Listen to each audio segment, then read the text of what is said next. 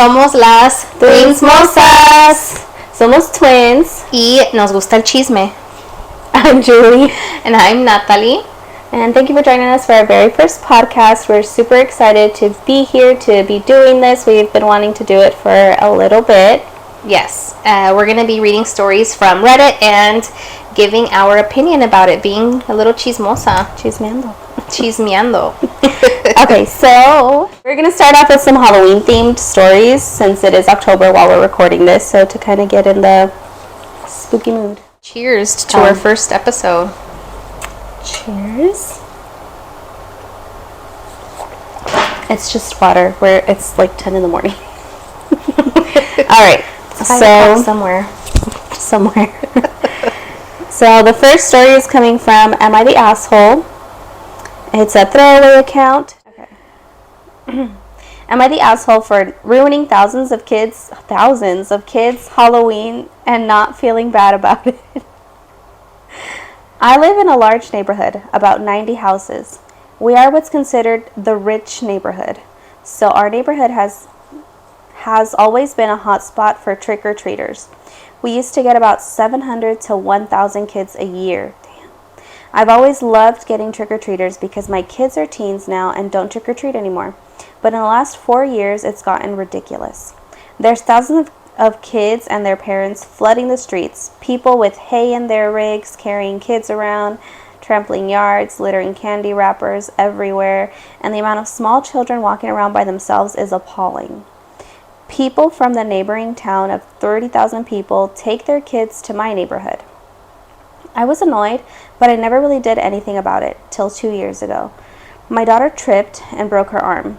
We didn't think it was a break, but we wanted to go to the ER anyway to get it checked out. And there were so many people in our neighborhood, we couldn't get out. There were cars everywhere, lining the streets, parked in people's yards. It was horrible. We had to wait until everyone left about 1 a.m. to go to the hospital. Oh God. My daughter had to wait in pain for hours. At that point, I was done. I contacted the neighborhood community and we managed to get some folks, cops mostly, to stand at the gate with a list and only let in certain people. Folks that live here, family members, friends. If you wanted to get in, you had to be close to someone in the neighborhood. It was great. There were only about 300 kids in the neighborhood, and after, there was barely any trash, and we're doing it again this year. I recently told my sister what I have done, and she got really angry. When we were kids, we had to trick or treat in other neighborhoods because we lived in a trailer park with no other kids. She told me I was a horrible person for ruining thousands of kids' Halloween. But honestly, I'm not too broken up about it. It was a hazard. If there was a fire or an emergency, no one would be able to get in to help. When I was a kid, there was never any cars lining the streets. The residents could get out if they wanted. It was never dangerous. I don't think I'm in the wrong, but I've always respected my sister's opinion. Am I the asshole? And then there's a side note. It says, info. There was no one in the cars. They were parked in the middle of the road and in yards, so there was no way for me to get an ambulance to get through unless every driver in that neighborhood at the same time went to their cars at the same time and drove out. My daughter was 13 and in that awkward phase where she doesn't want to bother anyone for help and said it didn't hurt that bad. I don't think that they're the asshole at all. Yeah. I would agree. I don't think that they're the asshole. Is it a gated neighborhood or it doesn't say actually? I don't think so because they had to. If it was a gated neighborhood, then different people would have the access would be limited. So they had to have cops be there, right, and get a list to let people in because what I understood is they taped it off. No, like it says. At that point, I was done. I contacted the neighborhood community. We managed to get some folks, cops mostly, to stand at the gate. Oh, at the gate. So I think it is gated. But, I mean, regardless, it doesn't matter because there's neighborhoods that aren't gated where... Yes. I guess, okay, I don't think she's the asshole. I don't. But I take my kids to the richer neighborhoods to trick-or-treat. But we don't litter. Yeah. You know how I am with the kids about littering. We don't litter. We don't block anybody's driveway. We don't block streets. We park outside of the neighborhood and then walk in. We do a lot of walking.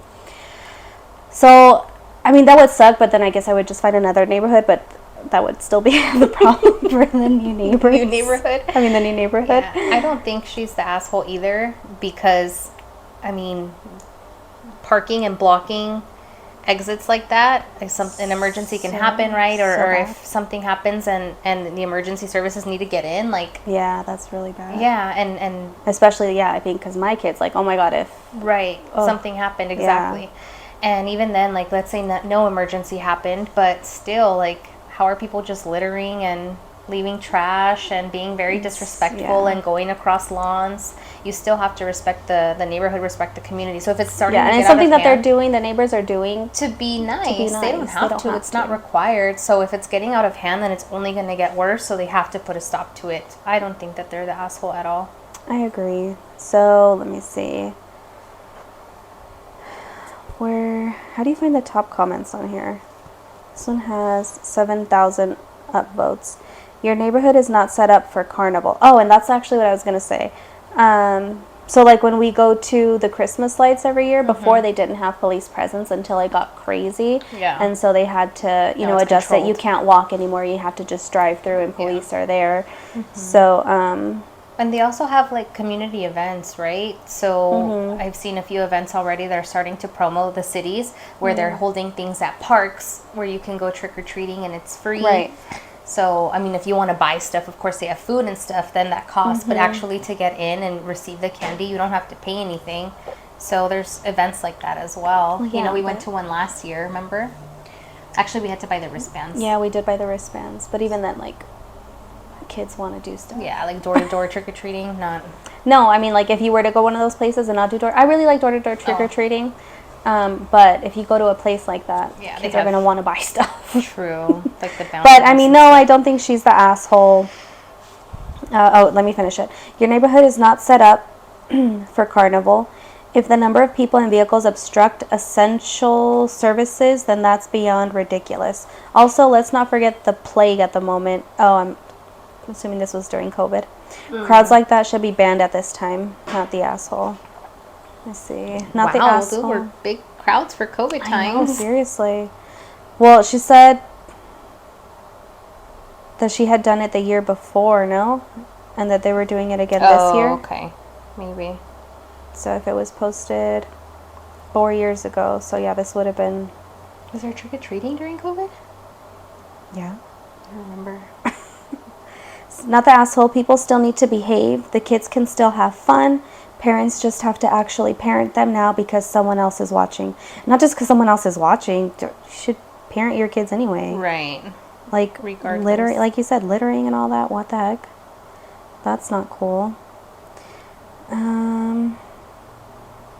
So they made a comment to someone. It said, North Mississippi, kids run wild around here anyway. We mainly consist of 3 towns.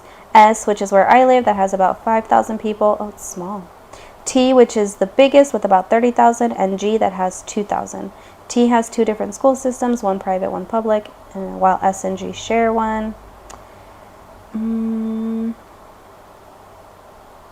I cannot explain this enough. The kids that come in don't just come from poor neighborhoods. My daughter's friends that I know don't come from poor neighborhoods, used to come here to trick-or-treat.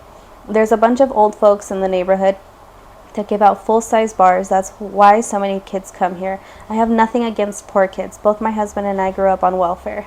That's another thing. It's like, why mention the poor neighborhood? Right. That they come from poor neighborhoods. Yeah. It's like just yeah. Yeah. That is bad. And I wouldn't say that we come from a poor neighborhood, but like nobody gives out candy anymore. At all. Yeah, there's like one house maybe. Maybe one house around. I mean, I don't even know how many blocks that just nobody gives out candy anymore. Nobody's in the spirit. Yeah. And I understand that it's expensive. I totally, oh my gosh, to buy the candy and just be giving it out for free, but I guess that goes with it. That's why you would go to a wealthier neighborhood where they do have the money to spend on that. Okay, so then another comment. I want to see, what are they responding to? I don't see it. But they responded, okay, first of all, it isn't that the kids are poor and they have nowhere else to go. It's just that this is the best place to go. There are plenty of other nice neighborhoods for kids to trick-or-treat in. If we were the only safe neighborhood, I wouldn't be so mad. And yes, the candy wrappers are relatively easy to pick up, but the ones that get carried by the wind into the lakes that are in the neighborhood, there's houses surrounding it that have fish and birds living in it, aren't. That too. Yeah. Yeah. For the environment. I just still, with parents not Parenting. watching their kids, allowing the litter, like you said, the neighborhood is still, you know, they don't have to do that. It's not a requirement of them, but they're choosing to participate and hand out all this candy. At least be mindful of that. Don't block the street. You know, walk a little bit like you do with the kids. Pick up your trash. Yes. There wouldn't be an issue in that case. Yeah. Right. Okay. Moving on? Yes. All right. Next story. You only sent me 2? Yeah, I said you can choose the other one. Oh, okay. Okay, so this one comes from Am I the Asshole? Username is Grass AITA. Sorry, it just sounds funny, the title. Okay. Am I the asshole for going as grass to an early Halloween party? Grass AITA. What does that even mean? I don't know. Okay. My voice is kind of going out. You want me to read it? Yeah. Okay. So again, am I the asshole for going as grass to an early Halloween party? A few weeks ago, I, 31 male, was invited to my friend, 33 male, Will's early Halloween party. I had eagerly accepted the invite and was excited to celebrate because as a childless, single, 31-year-old man with no children or younger siblings, Halloween had managed to be one of those holidays that slipped through the cracks. A few days after the invite, though, Will informed me that the party was a costume party. I hadn't been too surprised though, because Will had a young son who is incredibly passionate about Halloween, yet doesn't feel that comfortable trick-or-treating. And because it really wouldn't be that difficult, I agreed to dress up. Now, here's where I think I may have went wrong. While I do love Halloween, I don't really have any costumes, which meant that my options were either to make something or to buy something to wear. And because I'm a cheapskate, I decided to just make my costume. Unfortunately, the only things I had that felt slightly costumey were a green shirt, green pants, a top hat, sunglasses, a white scarf, and one of those bead necklaces you get at parades. Being limited, I had decided to reach into the deepest and darkest corners of my mind for a costume, and eventually I came up with a blade of grass costume. I was wearing the green pants, green shirt, shaded sunglasses, and the top hat, which I had covered with green construction paper. Then, for good measure, I went outside my house and massaged a little soil into the clothes. Then, yesterday, the party rolled around and I came in my grass costume. I was a little embarrassed, as the first 3 people I saw were wearing realistic demon costumes and stuff. And there I was, as a dirt-wearing piece of grass. It was all okay, though, until Will's son came out and started to cry. Now, when I said that Will's son was young, I meant that he's too young for kindergarten. So when he saw me and started to cry, I kind of felt at fault. Then, when Will saw me and tried to comfort his son, he asked what I was, and so I told him. Then, Will told me that I knew how much his son loved Halloween, which I did. And when his son started to scream at the top of his lungs that I had ruined the party and had gone as the wrong thing, he asked me why I thought that would be appropriate, as I had witnessed his son freak out over the smallest of things plenty of times before. So, was I the asshole for going as a blade of grass to a party? I thought it was going to be different. What did you think? I thought like maybe his son was terrified of grass or something, and that he like legitimately bought a grass or was like patches of grass or something. Like in The Master of Disguise? Where he's like the mud pie? Oh, exactly. Yeah. But it was literally just a green, like it wasn't even obvious that it was grass. It's almost even like a leprechaun, kind of, you could say. Which probably could have gone with that. Not the asshole at all. If they wanted it to be really elaborate, everybody's costumes to be really elaborate, why don't they say that?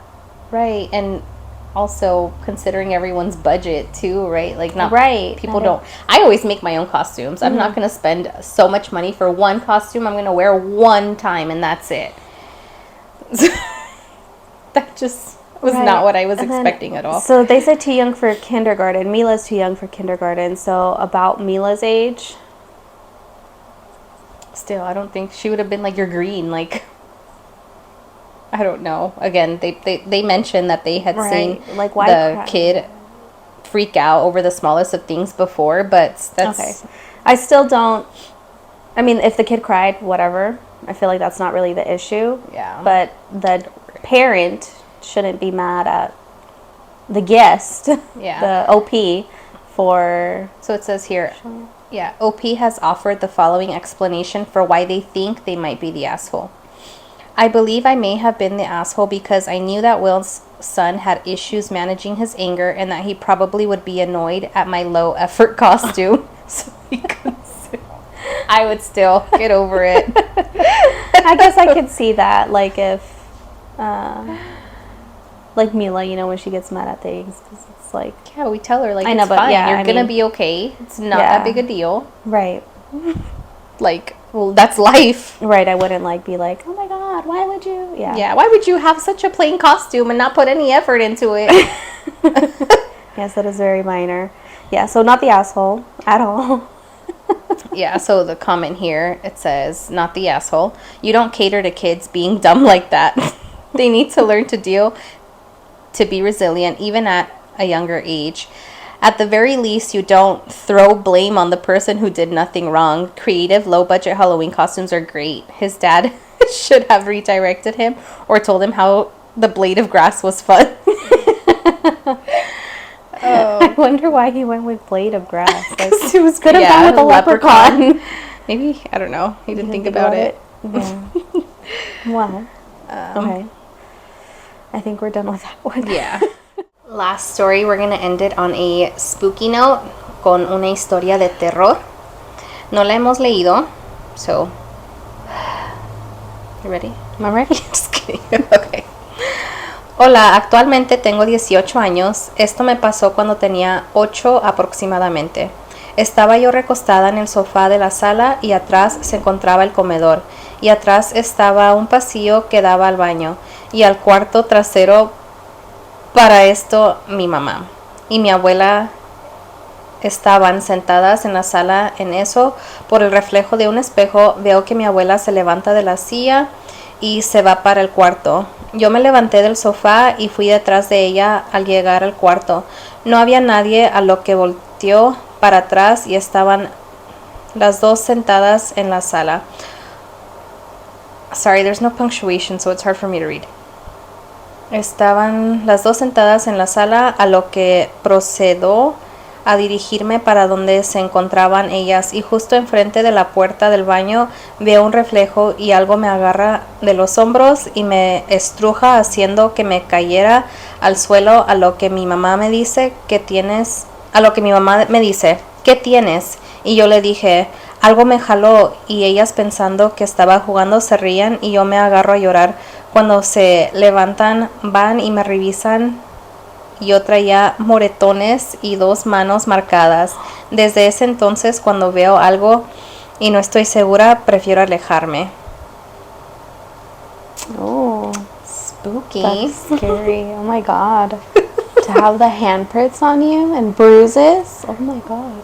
But she saw the reflection on the mirror Of her grandma that she thought it was her grandma. was going que to se heaven. levantó. Uh-huh.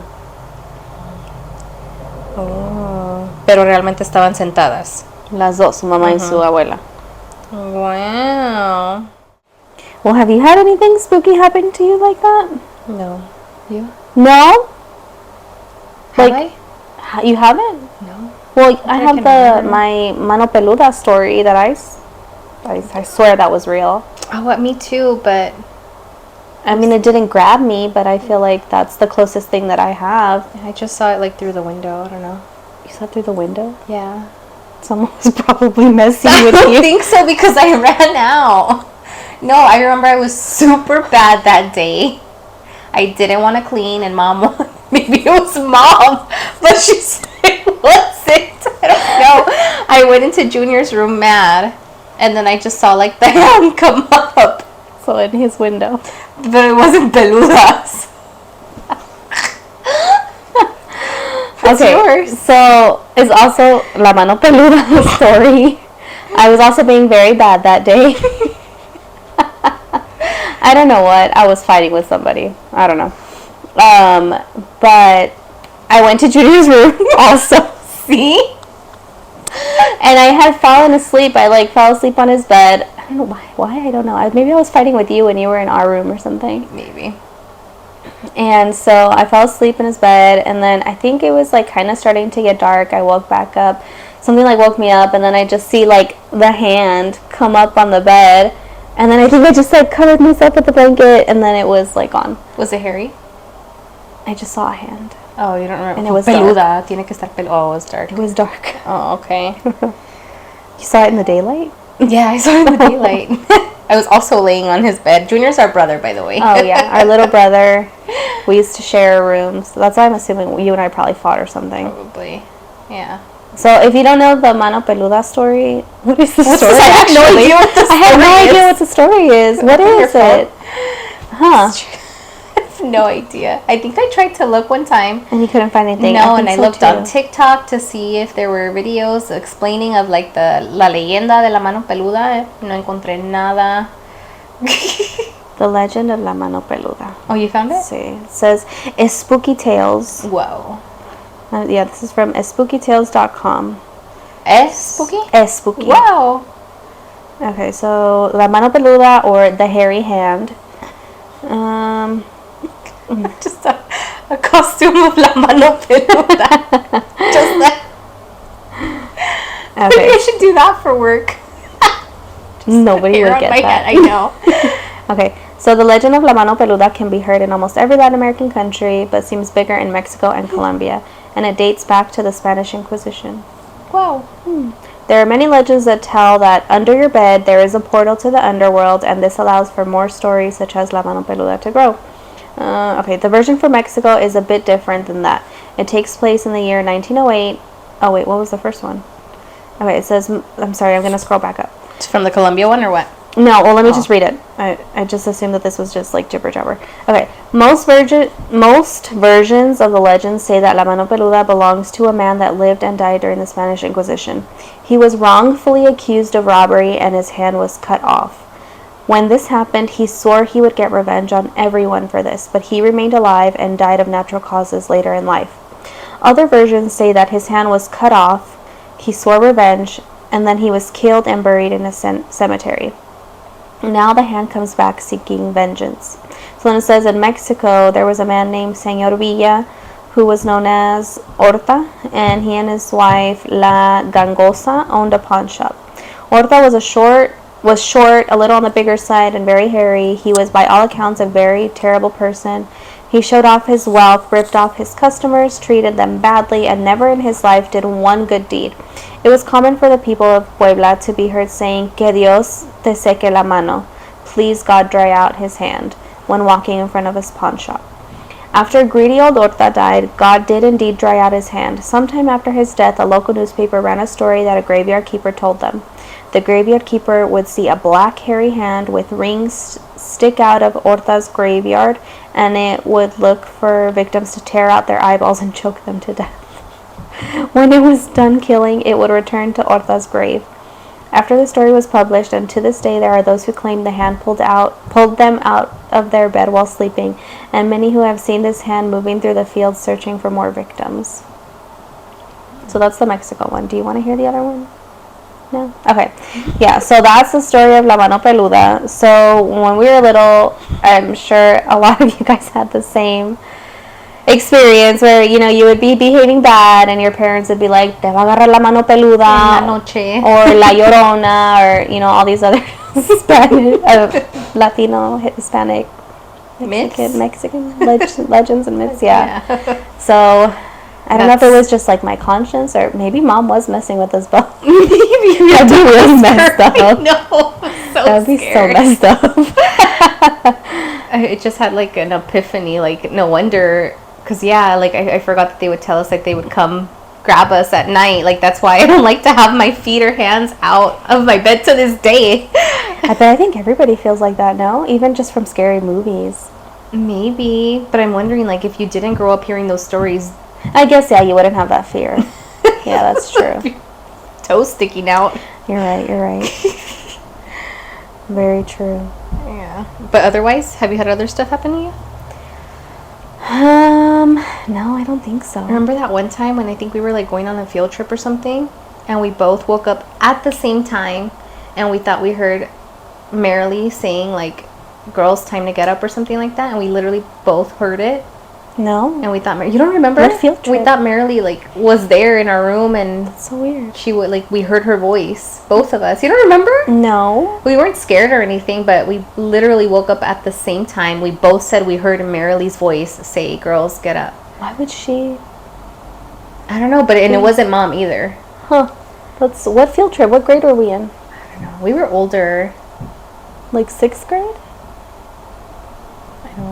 We were still sharing a room, so I don't remember this I don't at know. all. We shared a room for a while though, so that doesn't help. I out. know. Yeah. Yeah. No, I haven't heard any at all. I mean, I haven't had any other ones. Heard what? I did not remember hearing that. No, I haven't had any. But if you guys have any spooky stories, we would love to hear them. Please share them in the comments.